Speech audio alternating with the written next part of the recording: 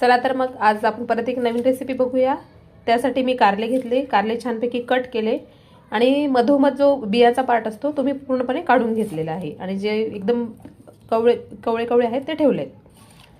तर अशा प्रकारे हे पूर्णपणे कापून घेतले आणि आता त्यामध्ये मी आदल्या दिवशी रात्री त्यामध्ये लिंबू पिळून ठेवणार आहे आणि मीठ पण टाकून ठेवणार आहे आणि लगेच दुसऱ्या दिवशी लगेच सांगते। हे आपण छान प्रकारे आपले पिळून घेऊयात।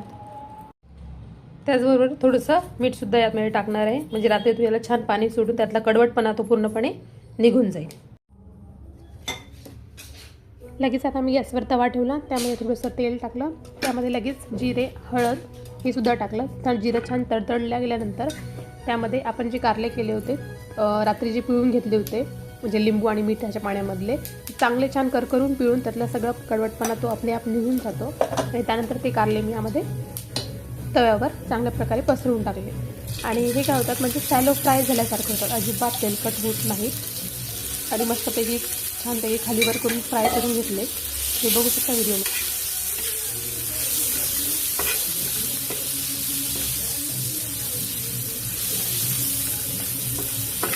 जेणेकरून सगळ्या कारल्यांना हळद छान प्रकारे लागल्या जाईल आणि थोडंसं किंचित, कारण ऑलरेडी आपण रात्री मीठ टाकलं त्यामुळे एकदम किंचित मीठ या वरतून थोडंसं टाकावं लागेल आणि 100% गॅरंटी देऊन सांगते की अजिबात कडू लागत नाही। असं तुम्ही जर कारलं केलं, रात्री जर लिंबू आणि मीठ पिळून टाकलं तर म्हणजे तुम्ही भाजीसुद्धा देखील करू शकता।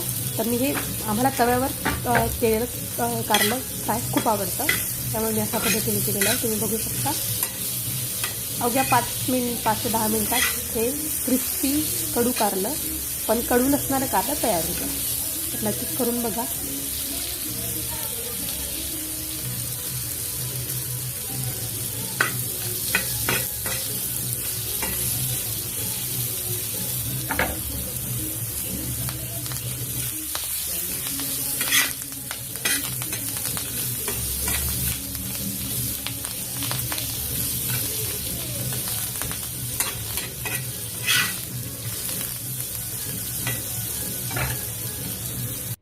तर अशा प्रकारे आपला क्रिस्पी कारला रेडी।